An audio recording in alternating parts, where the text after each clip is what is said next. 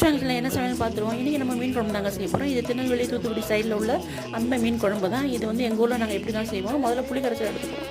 அதோடு நம்ம வந்து குழம்பு மிளகாத்தூள், மஞ்சத்தூள், தனி மிளகாத்தூளை ஆட் பண்ணி அந்த புளிக்கேற்ற காரத்தை ஆட் பண்ணிக்கிறோம். அதுக்கப்புறம் அதோட தக்காளி பழத்தை ஆட் பண்ணி நம்ம கரைச்சிக்கிறோம். கரைச்சதுக்கப்புறமா நம்ம வெட்டி வச்சுக்க வெங்காயம், பச்சை மிளகா, கருவேப்பிலை, கொத்தமல்லி அதையும் ஆட் பண்ணிக்கிறோம். அதுக்கு முன்னாடி நம்ம தேங்காய், சின்ன வெங்காயம், அப்புறம் வந்து ஜீரகம், பெருஞ்சீரகம் இது எல்லாத்தையும் போட்டு நல்லா பேஸ்ட்டாக அரைச்சி வச்சுருக்கோம். அதை இதோடு சேர்த்து ஆட் பண்ணி தேவையான அளவுக்கு தண்ணி ஊற்றிக்கிறோம். அதுக்கப்புறம் நம்ம நல்லா அடுப்பில் வச்சு கொதிக்க வைக்கிறோம். அது நல்லா கொதிக்கிறதுக்கு முன்னாடி நம்ம உப்பு சரி பார்த்து உப்பு போட்டுருவோம். அதுக்கப்புறம் இது நல்லா கொச்சி பச்சை வாசனை போனதுக்கப்புறமா அதோட நம்ம மீன் ஆட் பண்ணோம். இந்த மீன் கூட நம்ம சாலை மீன் இல்லை வெலை மீன் ஆட் பண்ணோம்னா சூப்பராக இருக்கும்.